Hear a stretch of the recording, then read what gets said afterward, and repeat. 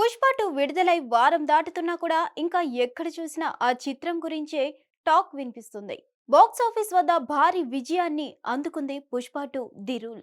ఇక ఈ చిత్రం 1000 కోట్లకు పైనే వసూలు చేస్తుంది. ఈ క్రమంలో ఓ వార్త సామాజిక మాధ్యమాల వేదికగా అల్లు అర్జున్ రాజకీయాల్లోకి రాబోతున్నారంటూ చక్కర్లు కొడుతుంది. ఇక దీనిపై ఆయన టీం స్పందించింది. ఓ ప్రకటన విడుదల చేసింది.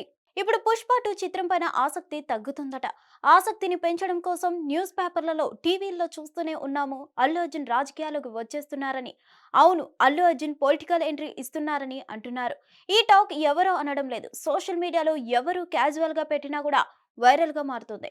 అల్లు అర్జున్ టీం తరపున ఒక క్లారిటీ ఇవ్వాల్సి వచ్చిందని తెలిపారు. అల్లు అర్జున్ రాజకీయాల్లోకి వస్తున్నారనే వార్తలు కేవలం అసత్య ప్రచారాలే. ఇలాంటి వార్తల్ని నమ్మొద్దు అంటూ ఆయన ఏ రాజకీయాల్లోకి వెళ్ళట్లేదు. అది తప్పుడు సమాచారం, నమ్మొద్దు. మేం చెప్పని సమాచారాన్ని వ్యాప్తి చేయకుండా ఉండాలని మీడియా సంస్థలు ప్రజల్ని కోరుతున్నాం.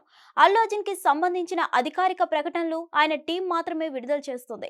వాటిని మాత్రమే నమ్మండి అంటూ అల్లు అర్జున్ టీం రిప్లై ఇచ్చింది.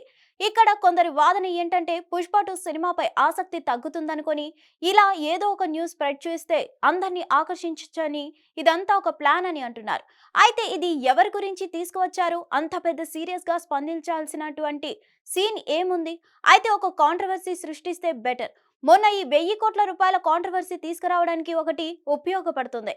ఇప్పుడు మరొక కాంట్రవర్సీ కిందకి స్టేట్మెంట్ ఇచ్చారేమో చూడాలి మరి. మొత్తానికి పుష్ప 2 సినిమా రిలీజ్ అయినప్పటి నుంచి ఏదో ఒక రూపంలో ఎక్కడో ఒక చోట ఈ చిత్రానికి సంబంధించి న్యూస్ వినిపిస్తూనే ఉన్నది.